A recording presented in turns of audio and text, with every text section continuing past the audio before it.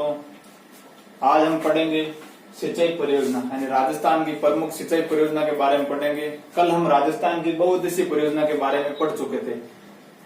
और दोस्तों, राजस्थान की सिंचाई परियोजना पढ़ने से पहले हम पढ़ेंगे राजस्थान के प्रमुख सिंचाई के साधन। यानी राजस्थान के प्रमुख सिंचाई के साधन कौन कौन से हैं उनके बारे में पढ़ेंगे। तो क्या पढ़ेंगे दोस्तों? राजस्थान में प्रमुख सिंचाई के साधन।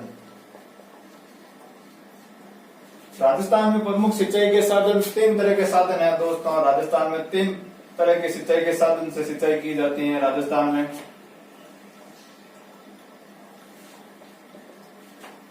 पहला है दोस्तों कुएं व नलकूप। कुएं व नलकूप, राजस्थान में कुएं व नलकूप से सिंचाई की जाती है दोस्तों। दूसरा है नहरें, राजस्थान में नहरें से भी सिंचाई की जाती है दोस्तों। तीसरा है तालाब, तालाबों से सिंचाई की जाती है दोस्तों।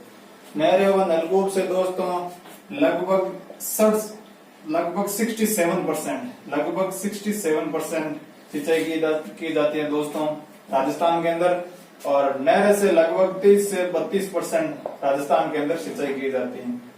और तालाबों से लगभग 1% सिंचाई की जाती है। दोस्तों, हम पढ़ रहे हैं राजस्थान के प्रमुख सिंचाई के साधन। पहला सिंचाई का साधन है कुएं व नलकूप, दूसरा नहर है, तीसरा तालाब है। सर्वाधिक सिंचाई होती है दोस्तों कुएं और नलकूपों से। राजस्थान में सर्वाधिक सिंचाई पूछ ले तो कुएं और नलकूपों से, उसके बाद होती है नहर से, उसके बाद होती है तालाब से। और कुएं और नलकूप में कुएं से सिंचाई पूछ ले दोस्तों तो कुएं से राजस्थान में लगभग 42% यानी 42% के आसपास सिंचाई होती है। और कुएं से सर्वाधिक सिंचाई पूछ ले दोस्तों, कुएं से सर्वाधिक सिंचाई जयपुर रीजन के आसपास यानी जयपुर जिले के आसपास कुएं से सिंचाई होती है। और न्यूनतम सिंचाई यानी कुएं से न्यूनतम सिंचाई पूछ ले तो न्यूनतम सिंचाई गंगानगर जिले के आसपास न्यूनतम सिंचाई होती है। कुएं से न्यूनतम सिंचाई होती है। इसी तरह दोस्तों नलकूप के बारे में देख लो। नलकूप से राजस्थान के अंदर लगभग 26% के आसपास सिंचाई होती है दोस्तों। और नलकूप से सर्वाधिक सिंचाई पूछा जा सकता है क्वेश्चन यहाँ से। नलकूप से सर्वाधिक सिंचाई दोस्तों भरतपुर रीजन के आसपास यानी भरतपुर जिले के आसपास के क्षेत्र में सर्वाधिक सिंचाई होती है। इसी तरह दोस्तों नलकूप से न्यूनतम सिंचाई के बारे में, सिंचाई नलकूपों से न्यूनतम सिंचाई उदयपुर रीजन के आसपास होती है। उदयपुर रीजन के आसपास यानी मेवाड़ रीजन के अंदर आप कह सकते हो। एक तरह से मेवाड़ रीजन के अंदर न्यूनतम सिंचाई होती है। किससे? नलकूपों से। तो नलकूपों से सर्वाधिक सिंचाई भरतपुर रीजन के आसपास होती है और न्यूनतम सिंचाई उदयपुर रीजन यानी राजस्थान का दक्षिणी भाग। और ये न्यूनतम सिंचाई यहाँ क्यों होती है दोस्तों? यहाँ चट्टानी शैल समूह पाए जाते हैं। क्या पाए जाते हैं? चट्टानी शैल समूह पाए जाते हैं दोस्तों। चट्टानी शैल समूह, चट्टानी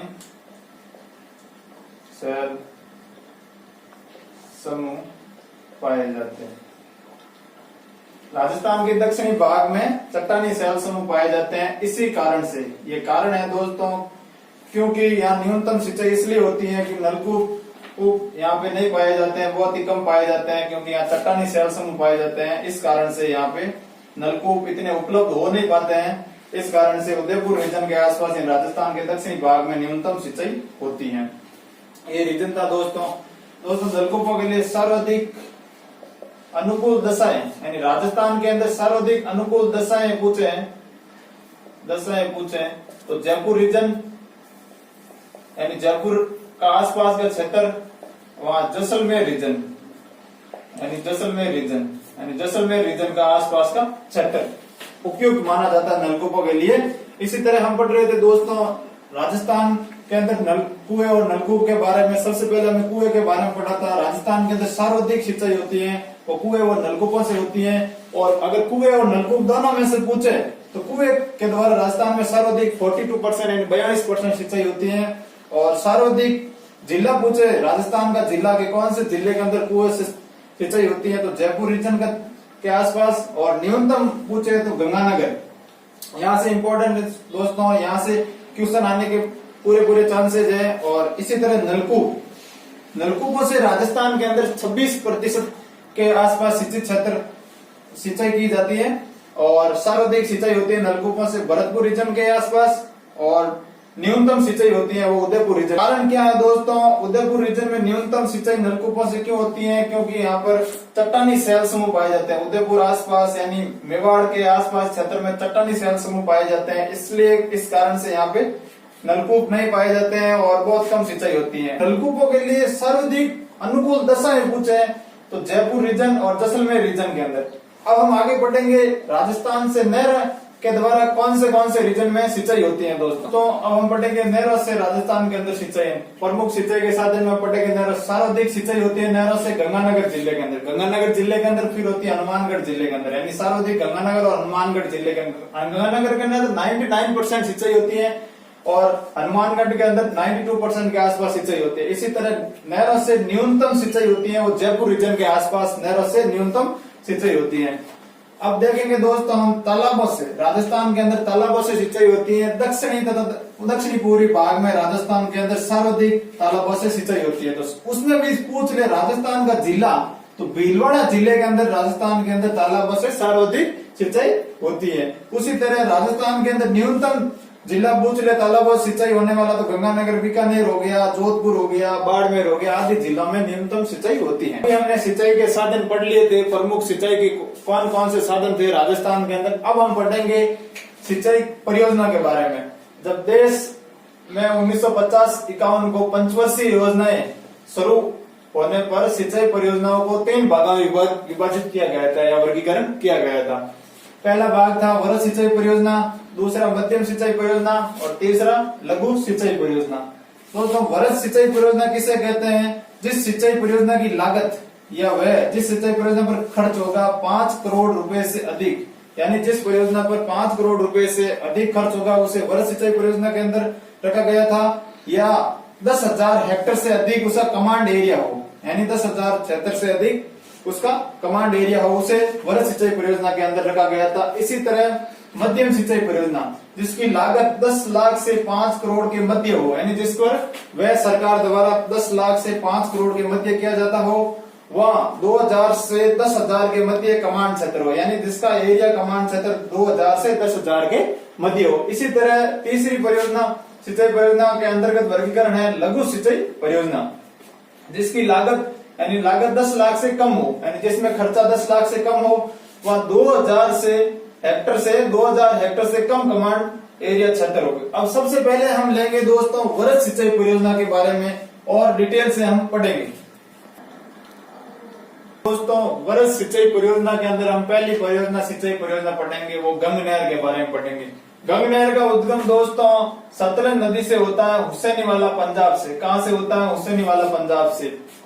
हुसैनीवाला पंजाब से राजस्थान के अंदर शिवपुरी हेड तक गंग नहर फैली हुई है, यानी गंग नहर यहाँ तक, गंग नहर का पानी यहाँ तक आता है शिवपुरी हेड तक। और गंग नहर की कुल लंबाई दोस्तों 129 किलोमीटर है। और गंग नहर का निर्माण महाराजा गंगा सिंह ने करवाया था दोस्तों। ये राजस्थान की सबसे पहली परियोजना है, नहर परियोजना है दोस्तों, जो 1922 से स्टार्ट हुई थी बनना, यानी 1922 से निर्माण स्टार्ट हुआ था और 1927 में इसका निर्माण समाप्त हुआ था दोस्तों। इस नहर से दोस्तों 4 शाखाएं निकली गई हैं।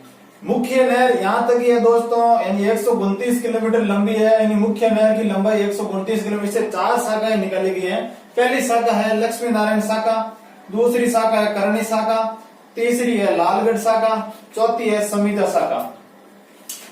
इस नहर का कमांड एरिया क्षेत्र इस नहर का 3 lakh hectare 3.08 lakh hectare command area क्षेत्र है, जिससे इस नहर द्वारा सिंचाई होती है। और इस नहर का उद्गम अभी बताया था मैंने दोस्तों हुसैनीवाला पंजाब, यानी सतलज नदी से इस नहर को निकाला गया है। और समाप्ति स्थल है शिवपुरी हेड गंगानगर के अंदर, यानी गंगानगर के अंदर ये समाप्त हो जाती है। और राजस्थान में प्रवेश भी शिवपुरी हेड से ही करती है और समाप्त भी गंगानगर हेड में हो, गंगानगर शिवपुरी हेड में समाप्त हो जाती है। इस नहर की लंबाई 129 किलोमीटर है दोस्तों, चाहे मुख्य नहर की लंबाई कह दो या कुल लंबाई कह दो। और राजस्थान में लंबाई पूछे इस नहर की तो 17 किलोमीटर है दोस्तों। और इससे लाभावित जिला, राजस्थान का एकमात्र जिला लाभावित जिला गंगानगर है। इससे पूछे आपको एग्जाम के अंदर क्वेश्चन पूछ सकता है, इससे लाभावित जिला कौन सा है, गंगानगर। इन 4 शाखाओं को लेकर भी क्वेश्चन एग्जाम में आपसे पूछा जा सकता है कि गंगनहर से कौन सी 4 शाखाएं निकाली गई है, उनसे मैचिंग वाले क्वेश्चन आपको पूछ सकते हैं। इसी दोस्तों हम दूसरी परियोजना के बारे में पढ़ते हैं। दूसरी सिंचाई परियोजना राजस्थान की, दूसरी सिंचाई परियोजना नर्मदा नहर। दोस्तों नर्मदा नहर का उद्गम होता है सरदार सरोवर बांध, नर्मदा नदी पर सरदार सरोवर बांध गुजरात के अंदर बना हुआ है दोस्तों, वहां से उद्गम होता है। तथा इस नहर का राजस्थान में प्रवेश सिलूग्राम है जालोर के अंदर, यहाँ 2008 के अंदर ये प्रवेश की थी नहर। और इस नहर का समाप्ति स्थल देखिए दोस्तों, आपको पूछा जा सकता है 0 पॉइंट या समाप्ति स्थल गुड़ा मलानी बाड़मेर तक ये नहर है। और इस नहर पर 3 लिफ्ट नहरें निकाली गई है दोस्तों। पहली लिफ्ट नहर है बादरिया, पहली लिफ्ट नहर है पांदरिया, दूसरी है बादरिया, तीसरी है सांचौर लिफ्ट नहर। सांचौर लिफ्ट नहर दोस्तों जालोर के अंदर है और पांदरिया और बादरिया दोनों बाड़मेर जिले के अंदर है। तथा राजस्थान की पहली फुहारा पत्ती, बूंद बूंद सिंचाई पत्ती तथा टपकन पत्ती इस नहर पर अपनाई गई है दोस्तों।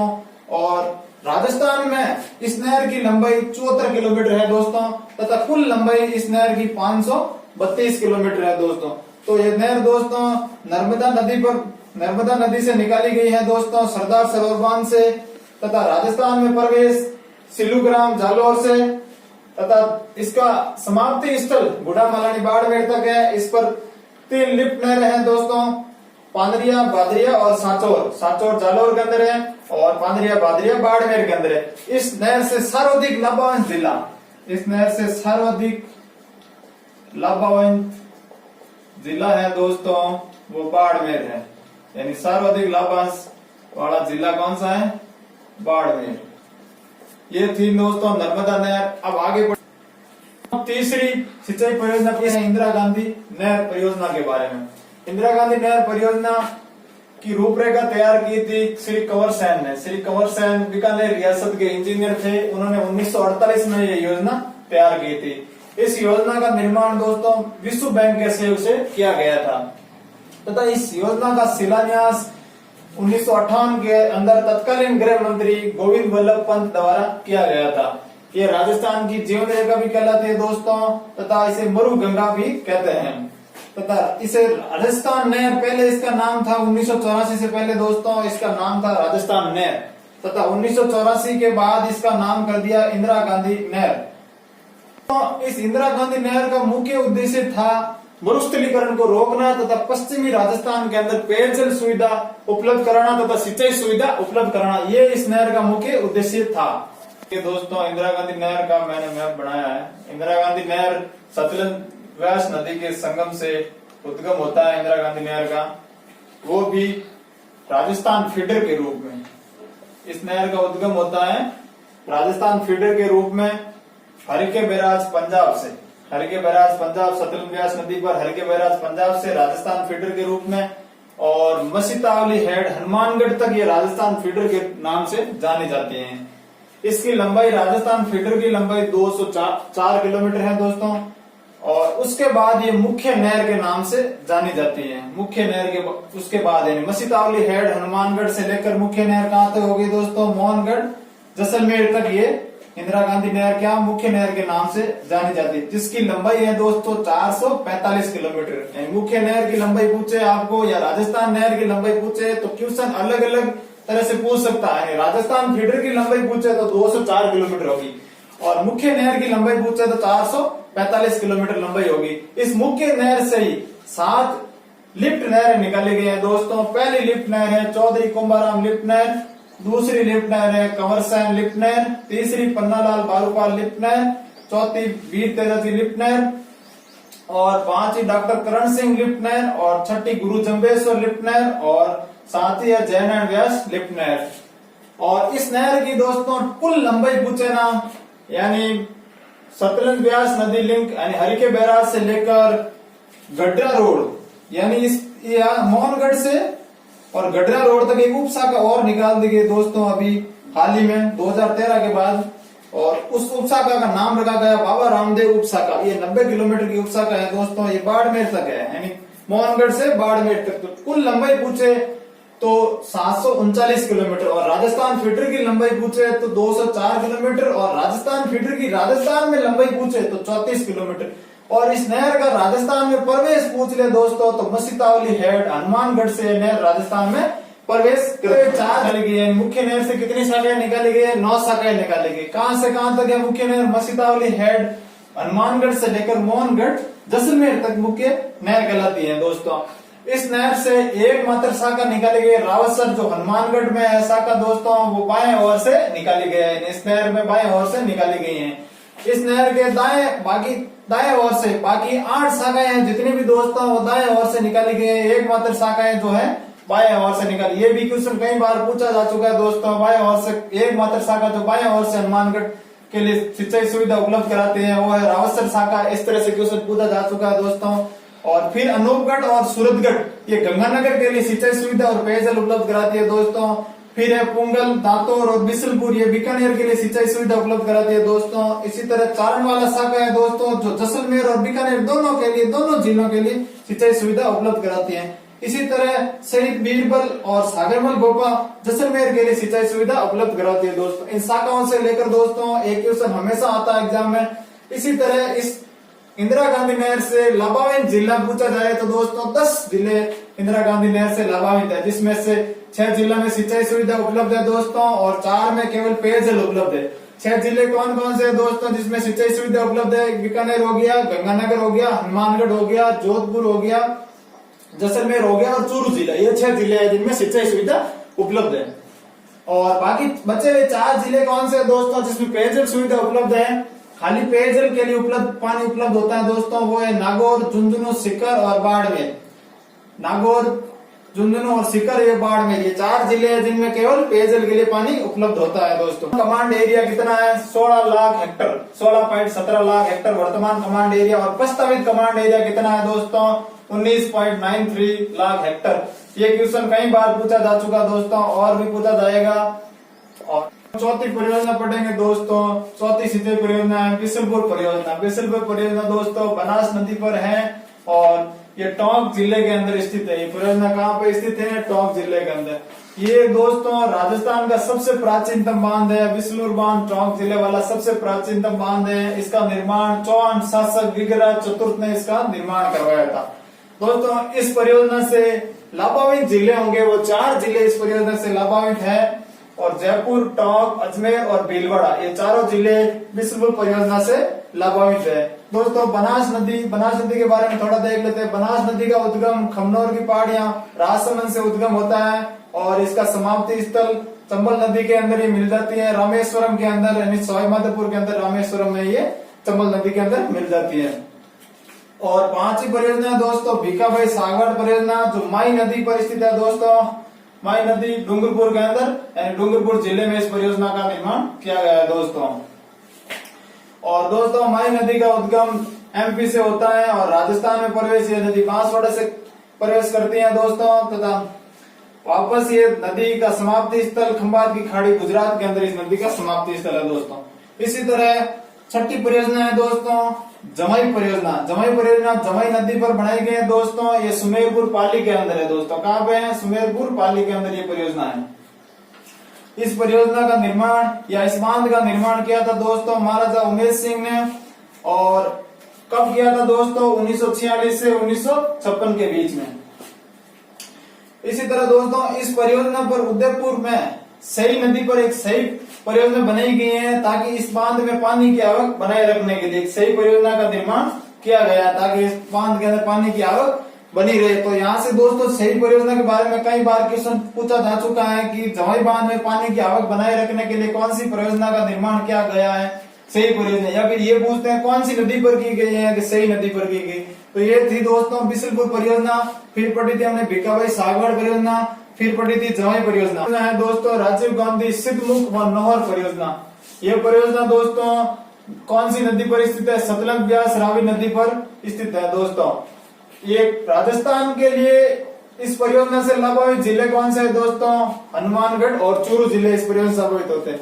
इराडी कमीशन आया था दोस्तों, रावी व्यास समझौता हुआ था 1986 के अंदर की सिफारिश पर, यानी इराडी कमीशन की सिफारिश पर यूरोपियन संघ की वित्तीय सहायता से 1999 में राजीव गांधी ने इस परियोजना की शिलान्यास किया था। यानी किस समझौते के तहत? रावी व्यास समझौते के तहत। कौन सा कमीशन था दोस्तों? यहाँ से इंपॉर्टेंट है, कमीशन पूछा जा चुका है कई बार और पूछा जाएगा इराडी कमीशन के समझौते के साथ। और दोस्तों इससे लाभान्वित जिले हनुमानगढ़ जिले की 9 तहसील और भद्रा तहसील है, 2 तहसीलें इससे परियोजना से लाभान्वित हो रही है दोस्तों, और चूरू जिले की राजगढ़ तहसील। और ये थी दोस्तों वृहद सिंचाई परियोजना के बारे में। अब नेक्स्ट वीडियो में हो दोस्तों, समझ में नहीं आया तो कमेंट बॉक्स के अंदर कमेंट करके बताना और मैं उसे दोबारा समझाने की कोशिश करूंगा। और दोस्तों वीडियो को लाइक करना, शेयर करना एंड सब्सक्राइब करना। धन्यवाद दोस्तों।